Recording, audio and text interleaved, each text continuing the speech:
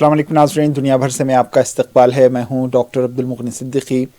आगे बढ़ने से पहले सुर्खियों पर डालते हैं एक नज़र। इंडिया डेलीगेशन मणिपुर से दिल्ली पहुंचा। कल पार्लियामेंट में हो सकती है मणिपुर पर हंगामा आराई।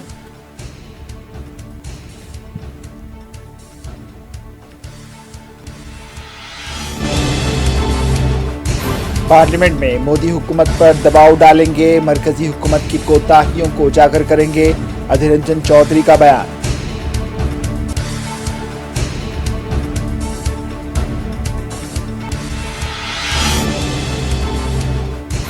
मोदी मन की बकवास बंद करें, मणिपुर पर पार्लियामेंट में जवाब दें। रुकने राज्यसभा संजय सिंह का रिमार्क।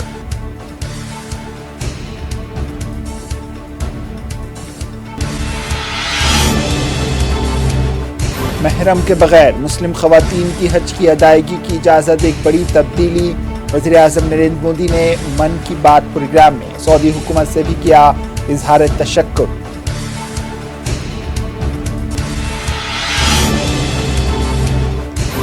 रूस के ज़ेर कब्जा क्रीमिया पर 25 ड्रोन्स के जरिए दहशतगर्दाना हमले को नाकाम बना दिया गया। रूसी वज़ारत दिफा का दावा।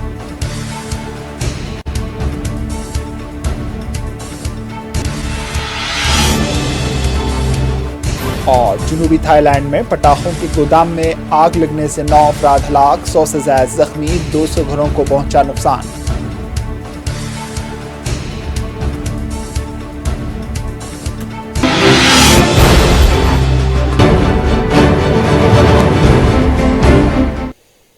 हिज़्ब इख्तिलाफ के Indian national development inclusive alliance India के मेंबरान पार्लियामेंट के 21 रुकनी कसीरुल जमाती वफ्द जो मणिपुर रियासत की सूरत हाल का जायज़ा लेने के लिए 2 रोज़ा दौरे पर मणिपुर में था, आज मणिपुर के गवर्नर अनुसुईया से मुलाकात की और उनसे बातचीत के बाद दिल्ली वापस आया। गवर्नर के जमा कराए गए एक मेमोरेंडम में इन्होंने उनसे तमाम मौसर इक़दाम करते हुए अमन और हम आहंगी को बहाल करने की दरख्वास्त की है। आज इंडिया डेलीगेशन की टीम दिल्ली एयरपोर्ट पर उतरी और अपने तासुरात मीडिया के सामने पेश किए। No political will and the government is not ensured that there is peace there as yet, and even yesterday in Bishnupur, after we visited there, I think there has been incidents of attack and firing. Women are sitting in dharna in different parts of the places, and more than that, students cannot go back to colleges, universities are not working, schools are not there, and camps are in a pathetic condition. It's really bad. Yes. No, we have expressed our concern to the governor, and the governor has said that she is also very concerned about what is happening there, and she also wants us to tell the union government about what we've seen. What will be the next step? We are asking for a debate, and we want to tell the government what we've seen, and people even want a delegation of all party leaders to come here and see what is happening, and there should be peace talks. I think that's the only way out. India delegation का इत्तेहादी वफ्द आज मणिपुर के governor से मुलाकात किया है। मुलाकात के बाद कांग्रेस के एमपी अधीर रंजन चौधरी ने कहा है कि गवर्नर ने मशवरा दिया है कि मणिपुर के हालात का हल तलाश करने के लिए सबको मिलकर काम करना होगा। जैसे ही हमें मौका मिलेगा हम पार्लियामेंट में मरकजी हुकूमत पर दबाव डालेंगे। लोगों की तरफ से उठाए गए मसाइल और मरकजी हुकूमत और रियासती हुकूमत की तरफ से जो कोताहियाँ हुई हैं उन्हें उजागर किया जाएगा। अधीर रंजन चौधरी ने कहा है कि हम हुकूमत हिंद से अपील करते हैं कि वो ताख़ीर ना करें, हमारी तहरीक अदम एतमाद को कबूल करें और मणिपुर के मसले पर बातचीत करें। मुद्दा हम उनके समीप रखे थे कि वैली के लोग हिल नहीं जा पाते, हिल के लोग वैली नहीं आ पाते। राशन, खाना, दवाई सारे जाना बंद हो चुके हैं। छात्रों को पढ़ा लिखा बंद हो चुके हैं और लोगों की सारे पीड़ा दुर्दशा को जो हमने देखे कल से सारे विस्तार रूप से हम बयान किए हैं। और हमारी सारे बात मानते हुए राज्यपाल साहिबा सहमत जताते हुए सबको एक साथ एकजुट होकर ये मणिपुर की समस्याओं को हल निकालने के लिए कदम उठाना चाहिए और मेहनत करना चाहिए, ये उनकी तरफ से हमें कहे गए। हम भी सहमत जताए और अगले दिन हम भी मणिपुर की मसला समाधान करने के लिए केंद्र की सरकार पे सदन में मौका मिलते ही अपनी तरफ से हम दबाव डालेंगे। सूबे की सरकार, केंद्र की सरकार की जो खामियां हमें देखे गए, यहाँ की आम लोगों की जो सरकार के खिलाफ जो शिकायतें हैं, ये सारे मुद्दा हम लोग सदन के अंदर हम रखेंगे, क्योंकि सरकार की तरफ से कोई ठोस कदम नहीं उठाए जा रहे हैं, चाहे वो राज्य की सरकार हो चाहे केंद्र की सरकार हो। बड़े ताजुब की बात है, बड़े बड़े बात तो दिल्ली में कहे जाते हैं, देश की बाहर भी बड़े बड़े बात कहे जाते हैं। हम लोग क्या करें? लगता तो है जब सारे मणिपुर जल रहे हैं तो हमारे देश के प्रधानमंत्री बंसुरी बजा रहे हैं, किसी के कोई परवाह नहीं मणिपुर के बारे में। आप जानते हैं लोगों की घर में खाना नहीं है, दवाई नहीं है, बच्चों की पढ़ाई की कोई इंतजाम नहीं है, कॉलेज स्टूडेंट कॉलेज में जाने नहीं पा रहे हैं। सारे मणिपुर में दो गुटों के बीच जो झगड़ा चल रहे हैं, इस झगड़ा से इनको वापस लाने के लिए कोई कोशिश नहीं किए जा रहे हैं। बिल्कुल सरकार सारे चीजों पे आग बंद करके बैठे हुए हैं। ये मैं सरकार को ये सतर्क करना चाहते हैं, अगर इस तरीके की हालत को वहां चलने दिया जाए तो ऐसा समय आएगी तो सारे चीज हमारा हाथ चल जाएंगे, क्योंकि अभी भी एक दूसरे को जरा सा भी यकीन नहीं करते। लगता है कि दो देश बने, एक कुकी लैंड और एक मेथी लैंड, अलग अलग देश बन चुके हैं। कोई किसी से यकीन नहीं करते, कोई किसी से संपर्क नहीं रखते। मणिपुर से वापसी के बाद आरजेडी एमपी मनोज झा का कहना है कि हम चाहते हैं कि मणिपुर में अमन बहाल हो। हमारा एक ही मुतालबा है कि दोनों बरादरियों को हम आहंगी से रहना चाहिए। मणिपुर की सूरत हाल खतरनाक है। पार्लियामेंट में पहले ही इस पर बहस हो चुकी है कि तमाम पार्टी वफ्द को मणिपुर का भी दौरा करना चाहिए। On behalf of my colleagues, my leader of the team will also speak. लेकिन आपको ये साफ तौर पे कहूं, हमने कहा है कि शांति की फौरी तौर पे आवश्यकता है, शांति न्याय के साथ। यही हमने गवर्नर साहिबा को भी कहा और उनकी संवेदनाओं से हमारा भी दिल भर गया। हमने सिर्फ समुदायों के बीच में रिश्ते की पुनर्वापसी की मांग की है, क्योंकि शांतिपूर्ण सहअस्तित्व के अलावा मणिपुर हो या मध्य प्रदेश हो, कहीं भी कोई दूसरा विकल्प नहीं। हालात किस तरह, लोग क्या कहना चाह रहे हैं आपसे? आप सब आपके सबके चैनल के लोग हैं। हालात खौफनाक, दर्दनाक, पीड़ादायक, सामूहिक पीड़ा का क्षण है और देश को एक स्वर में संदेश देना होगा कि ये पीड़ा व्यक्तिगत भी है और सामूहिक भी है। सर, गवर्नर ने ये भी कहा है कि ऑल पार्टी डेलीगेशन जाना चाहिए, तो क्या ये चर्चा होगी पार्लियामेंट के अंदर? बिल्कुल, पहले भी चर्चा हुई ऑल पार्टी मीटिंग में। टीएमसी एमपी सुष्मिता देव का कहना है कि हमने कहा था कि हम एक ऑल पार्टी वफ्द चाहते हैं, लेकिन हुकूमत इस पर राजी नहीं हुई और इसी वजह से इंडिया इत्तेहाद ने दौरा किया। इन्होंने कहा है कि जब पीएम मोदी पार्लियामेंट में आएंगे हम अपनी बात उनके सामने रखेंगे। आम आदमी पार्टी लीडर संजय सिंह ने कहा है कि नरेंद्र मोदी मणिपुर में इंतखाबात से कबल 6 बार मणिपुर का दौरा किया था, मगर फसादात के बाद एक बार भी यहाँ का दौरा नहीं किए। 78 दिन बाद इन्होंने जब मणिपुर के बारे में कुछ कहा, उसमें भी इन्होंने सियासत की। इन्होंने कहा है कि नरेंद्र मोदी को मणिपुर पर बोलने की फुर्सत नहीं है, जबकि मन की बकवास के लिए वक्त ही वक्त है। संजय सिंह ने कहा है कि नरेंद्र मोदी को पार्लियामेंट में आकर जवाब देना चाहिए।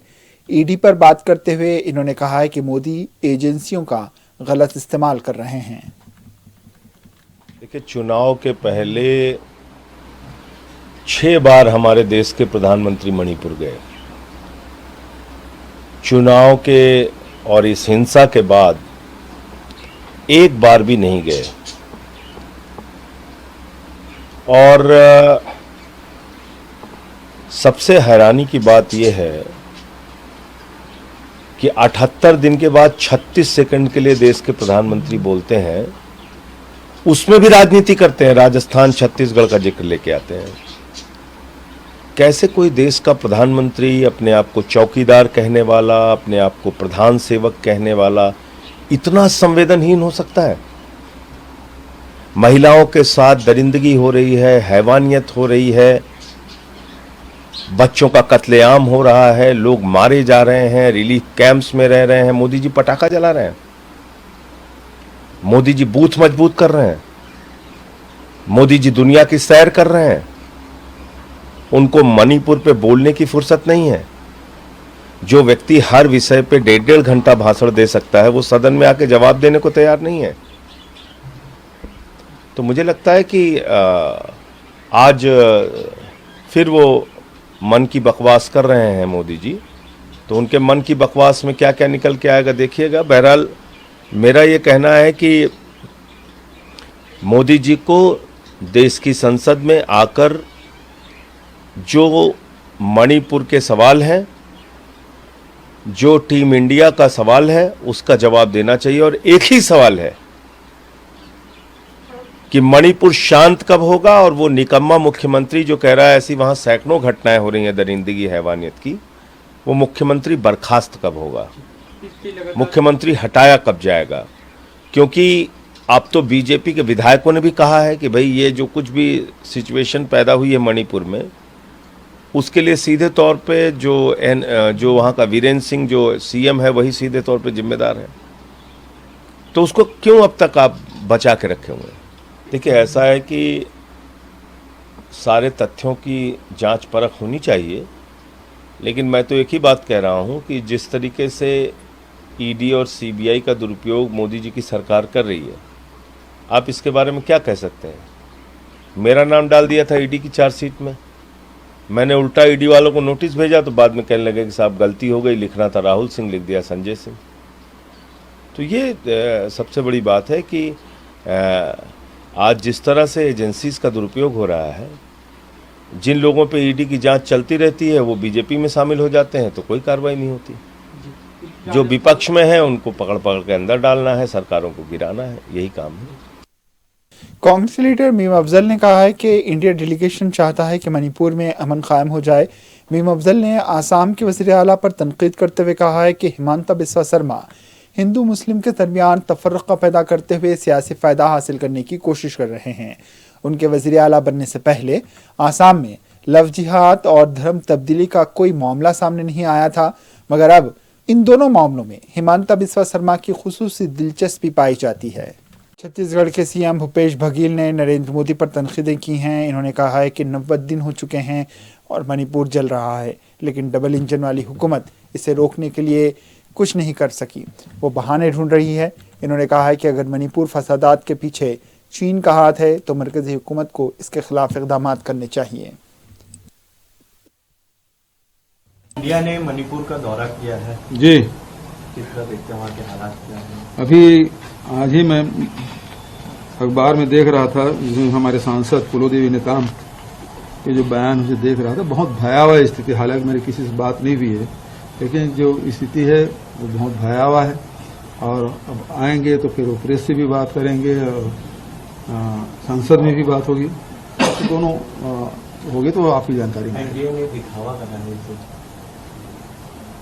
यदि वो दिखावा है तो भारतीय जनता पार्टी के लोग कमेटी बनवाना जाते क्यों?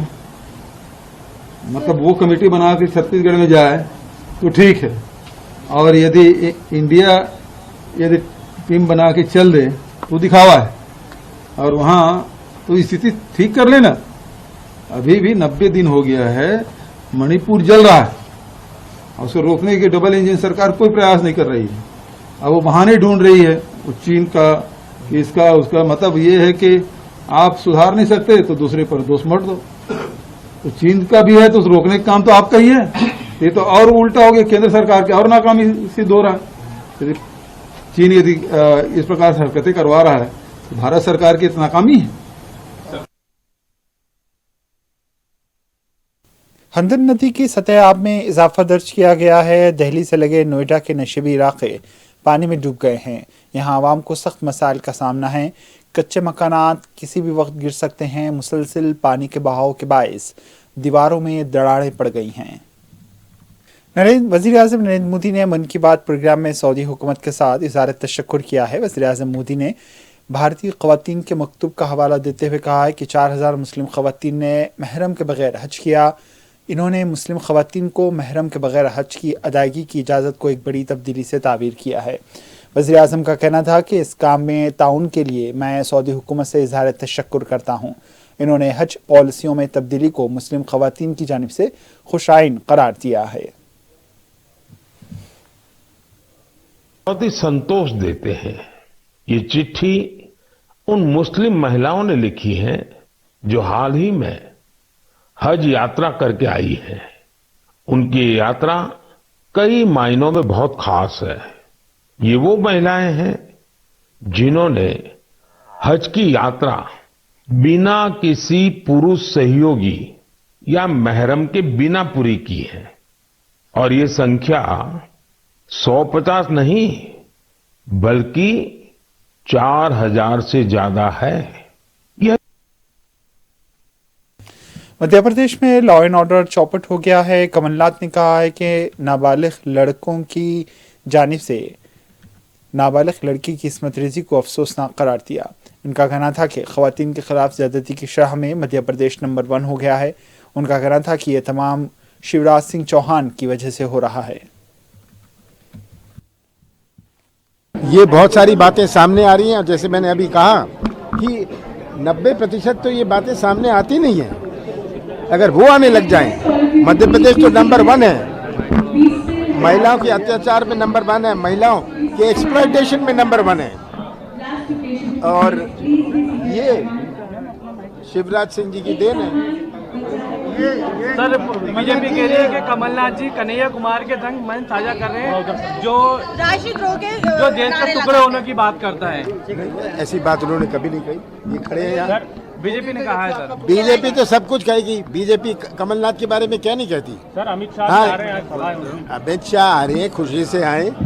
चुनाव आ रहा है, सब आएंगे। कैलाश विजयवर्गीय ने बोला है कि 160 सीट आएगी बीजेपी को। अब वो तो 200 क्यों नहीं कहा उन्होंने। मैं तो पूछता हूँ, कहने के लिए कुछ भी कह दो। अंत में मध्य प्रदेश की जनता क्या कहती है वो प्रश्न है। सर बागेश्वर धाम की कथा कराने जा रहे हैं छिंदवाड़ा में आप। बागेश्वर धाम जी आ रहे थे छिंदवाड़ा। कब से वो तो बहुत जगह जा रहे हैं। सब अभी राघोगढ़ भी गए थे। सब जगह जो जाते हैं। आप क्या सर किस तरह का प्रोग्राम है? आप क्या मानते हैं, यहाँ भी कांग्रेस के बड़े बड़े नेता हैं, सब अब धार्मिक कार्यक्रम कराने लग गए इंदौर में भी, हर जगह। हम नहीं कर पा रहे। देखिए बागेश्वर धाम जी होए, हमारे आदरणीय प्रदीप मिश्रा जी होए, उनका कार्यक्रम भी बना है। झारखंड के साबिक वज़ीर आला और बीजेपी के कौमी नायब सदर रघुबर दास का कहना है कि नीतीश कुमार शुरू से ही बिहार के वज़ीर आला नीतीश कुमार शुरू से ही एनडीए के इत्तेहादी थे।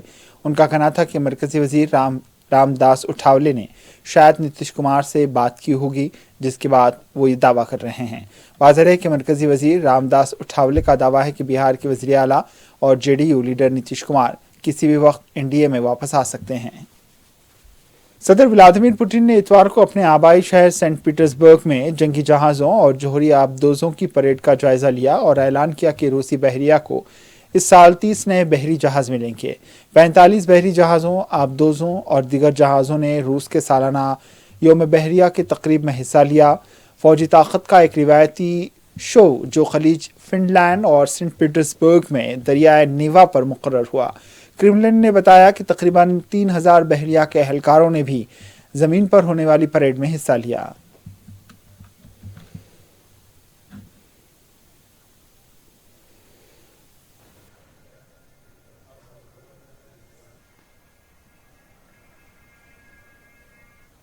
रूसी वज़ारत दिफा ने कहा है कि कीव हुकूमत की जानिब से रूस के ज़ेर कब्ज़ा क्रीमिया में 25 ड्रोन्स के जरिए दहशतगर्दाना हमला करने की कोशिश को नाकाम बना दिया गया। रूसी खबर रसाई एजेंसी स्पुतनिक के मुताबिक रूसी दिफा ने इतवार को अपने बयान में मजीद कहा है कि फ़िज़ाई दिफाई मीडिया ने 16 यूक्रेनी ड्रोन्स को तबाह किया। 9 दीगर ड्रोन्स को इलेक्ट्रॉनिक वॉरफेयर के जरिए बेअसर कर दिया गया। रूसी दिफा ने कहा है कि दहशतगर्दाना हमले के नतीजे में कोई जानी नुकसान नहीं हुआ। इससे कबल रूसी वज़ारत दिफा ने ऐलान किया था कि इसने कीव हुकूमत की तरफ से मास्को में अहदाफ पर 3 ड्रोन्स के जरिए शुरू किए गए एक दहशतगर्दाना हमले को नाकाम बना दिया है। वज़ारत दाखिला ने बताया है कि हफ्ते की देर गए यूक्रेन के शुमाल मशरक़ी शहर सूमी में एक रूसी रॉकेट ने एक तालीमी इदारे को निशाना बनाया, जिसमें एक शहरी हलाक और 5 जख्मी हो गए। गुज़िश्ता साल 24 फरवरी को मास्को की जानिब से यूक्रेन पर हमला करने के फौरन बाद रूसी अफवाज ने सीमी के इलाके को अबूर कर लिया था, लेकिन यूक्रेनी अफवाज ने चंद हफ्तों बाद इस इलाके का कंट्रोल वापस ले लिया। यूक्रेन की इमरजेंसी सर्विस ने टेलीग्राम पर एक वीडियो पोस्ट की, जिसमें दिखाया गया है कि एक शख्स को स्ट्रेचर पर ले जाया जा रहा है। मलबे में एक इमारत और दरख्त बिखरे हुए हैं।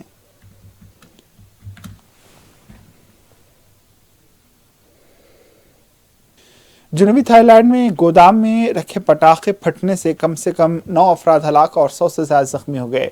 नौराथी वार्ड के गवर्नर ने बताया है कि पटाखे फटने से पटाखों के गोदाम में आग लग गई। ज़राए के मुताबिक तकरीबन 115 अफराद जख्मी हुए हैं, जिन्हें अस्पताल भेजा गया है।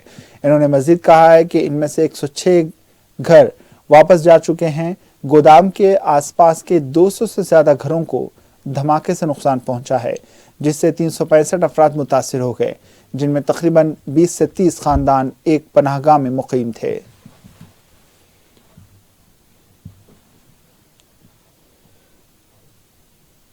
सूडान के कई इलाकों में पीने के पानी के सख्त मसाइल हैं। सूडानी पनाहगज़ीन अपने पास मौजूद कैन को पानी से भरने के लिए 6 घंटे तक लाइन में गुजार देते हैं। एक मुहाजिर ने कहा है कि सूडान के चार्ट में दर्जे हरारत बहुत ज़्यादा है और पानी की कमी ने कई मसाइल पैदा कर दिए हैं। पनाहगज़ीनों का कहना है कि बैतुल खला का मसला भी बिगड़ता जा रहा है, क्योंकि दस्तियाब पानी पीने के लिए इस्तेमाल किया जा रहा है। हालिया आलमी गर्मी की लहर और बेमिसाल बुलंद दर्जे हरारत इन पनाहगज़ीनों के लिए और भी मुश्किल जिंदगी बना रही है, जो जंग से भागकर चार्ट सूडान की सरहद पर वाक़े कैंपों में चले आए हैं।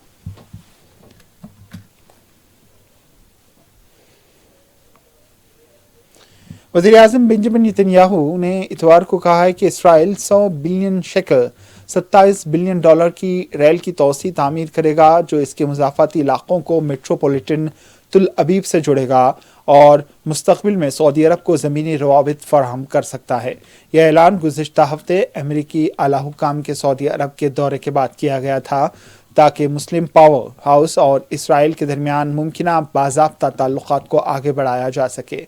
इसराइली काबीना के हफ्तेवार इजलास का आगाज़ करते हुए नेतन्याहू उस आइनी बहरान को पस पुश डालते हुए नजर आए, जिसने मुल्क को 7 महीनों से तबाह कर रखा है, उसकी मईशत को नुकसान पहुंचाया है और इसकी जमहूरी सेहत पर मगरबी इत्तेहादियों के एतमाद को मुतज़लज़ल कर दिया है।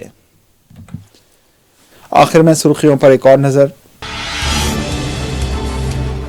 इंडिया डेलीगेशन मणिपुर से दिल्ली पहुंचा, कल पार्लियामेंट में हो सकता है हंगामा।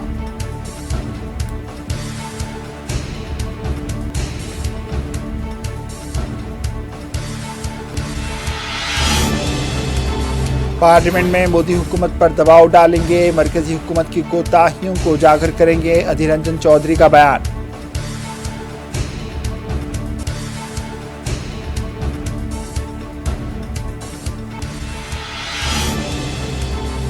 मोदी मन की बकवास बंद करें, मणिपुर पर पार्लियामेंट में जवाब दे, रुकन राज्यसभा संजय सिंह का रिमार्क।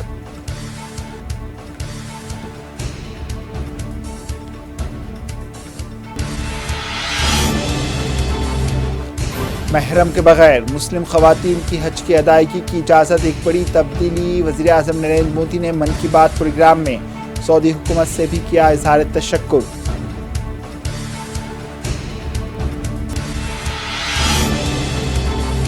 रूस के ज़ेर कब्जा क्रीमिया पर 25 ड्रोन्स के जरिए दहशतगर्दाना हमले को नाकाम बना दिया गया, रूसी वज़ारत दिफा का दावा।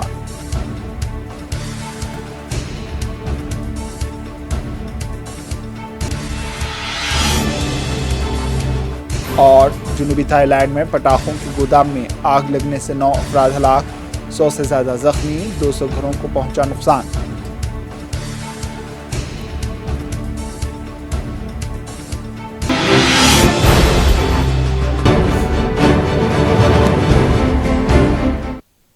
इसी के साथ दुनिया भर से इख्तिताम को पहुंची। दीजिए इजाजत। अल्लाह हाफिज।